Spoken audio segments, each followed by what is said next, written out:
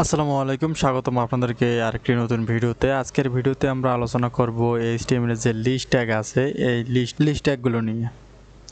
এখানে লিখব list.html। আমরা HTML এ যদি লিস্ট ট্যাগ দেখি সেক্ষেত্রে দেখতে পারবো যে দুইটি লিস্ট ট্যাগ আছে, দুই ধরনের লিস্ট ট্যাগ আছে। এর মাঝেই আমরা দুইটি লিস্ট ট্যাগ কভার করার চেষ্টা করব। এখন আমরা যদি এটিকে এদিকে দিয়ে দেই এবং এই পেজটাকে লাইভ সার্ভার দিয়ে ওপেন করে নেই, সেক্ষেত্রে দেখতে পারবেন যে এমন একটি ভিউ চলে এসেছে। আমরা জাস্ট এটিকে এখান থেকে ডিলিট করে দেই। HTML ঠিক আছে, আমরা বয়লার টেমপ্লেটটি লোড করে নিলাম। লোড করে নিয়ে এখানে লিখব লিস্ট ট্যাগ। লেখার পর আমরা এখানে শুরু করব আমাদের ট্যাগ। প্রথমে আমরা h1 দিয়ে হালকা একটা টাইটেল দিতে পারি, লিস্ট ট্যাগ লার্নিং।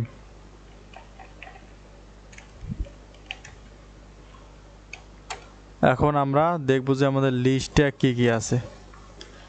HTML এর লিস্ট ট্যাগ আছে দুইটি, একটি হচ্ছে অর্ডার লিস্ট এবং আনঅর্ডার লিস্ট। দুইটি লিস্ট ট্যাগ আছে, এর মাঝে একটি হচ্ছে আমি HTML যে কমেন্ট সিস্টেম আছে এই কমেন্টটি ভুল করে ফেলেছি। কমেন্ট লেখার জন্য আমরা এটি ব্যবহার করতে পারি। এটি দিয়ে আমরা যত খুশি ততগুলো লাইন একসঙ্গে কমেন্ট করতে পারি। দুইটি আছে, একটি হচ্ছে অর্ডার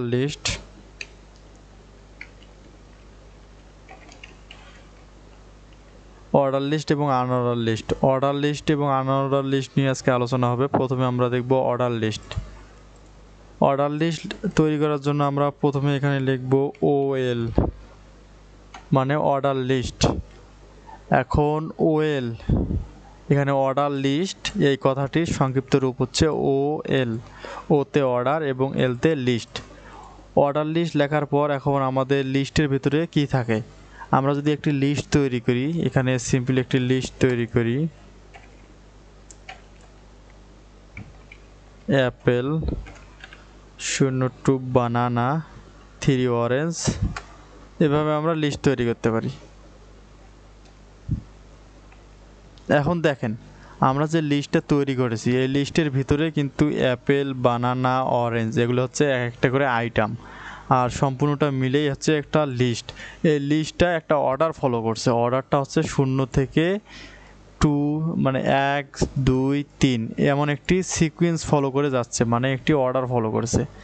আর অর্ডার লিস্ট কিংবা আনঅর্ডার লিস্ট এগুলো কোনো ম্যাটার না, এগুলো CSS দিয়ে আমরা যে কোনো সময় চেঞ্জ করতে পারি। আরও সবথেকে ভালো হয় আমরা যদি জাভাস্ক্রিপ্ট ব্যবহার করি, সেক্ষেত্রে ফুল কন্ট্রোলটা নিয়ে নিতে পারি। আমরা পরবর্তী সময়ে এগুলো দেখব। এখন আমরা দেখব যে লিস্টটা কীভাবে আমরা খুব সহজে শিখতে পারি। লিস্ট শেখার জন্য আমাদেরকে প্রথমে শিখতে হবে, আমরা যদি অর্ডার লিস্ট তৈরি করতে চাই সেক্ষেত্রে আমাদের এই যে লিস্টের যে আইটেমগুলো আছে এই আইটেমগুলোর জন্য লিখতে হবে লিস্ট আইটেম LI। এখন আমরা যদি LI দিয়ে এখানে লিখি অ্যাপেল এবং পরের LI এ আমরা লিখতে পারি বানানা এবং অরেঞ্জ। এখন আমরা এতটুকুই জাস্ট শো করতে চাচ্ছি। এখানে এসে যদি রিফ্রেশ করি তাহলে দেখতে পারবো যে আমরা এমনটা দেখতে পাচ্ছি। আমি একটু জুম করে নেই, 150 থাক তাহলে ভালো হবে। এখানে দেখতে পাচ্ছেন যে এটি হচ্ছে একটি অর্ডার লিস্ট। আমরা এখানে জাস্ট উপরে লিখে দেই এই 3-র মাঝে আমার লারাগনের পপ আপ দিয়েছে, আচ্ছা সমস্যা নাই। আমরা এখানে এই 3-তে লিখে দিতে পারি অর্ডার লিস্ট।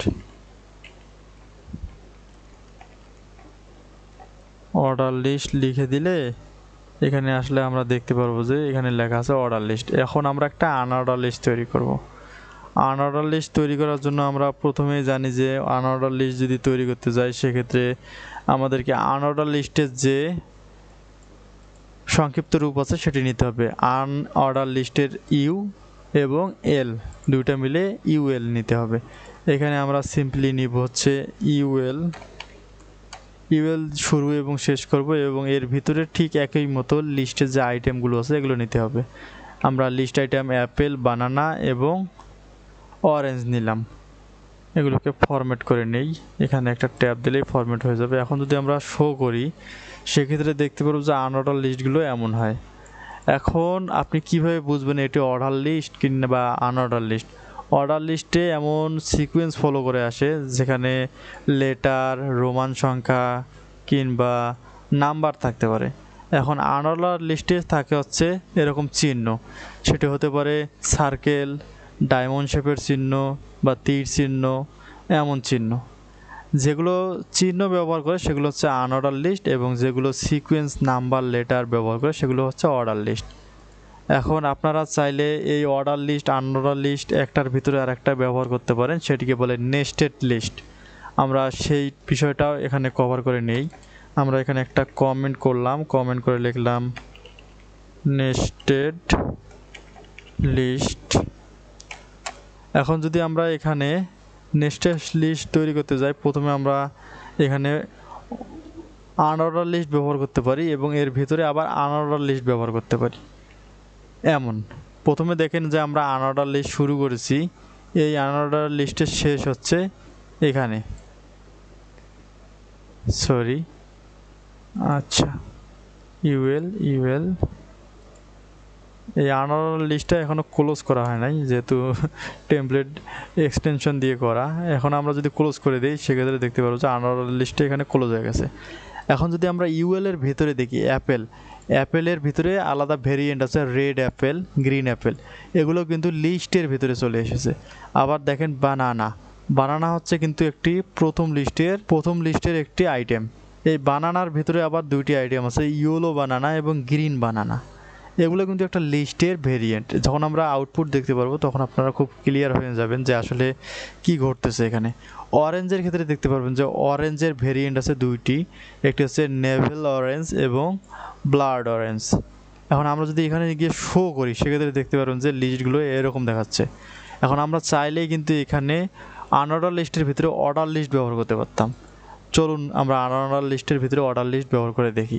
আমরা সিম্পলি এটিকে ওএল বানিয়ে দেখি, ও বানাই দিতেছি।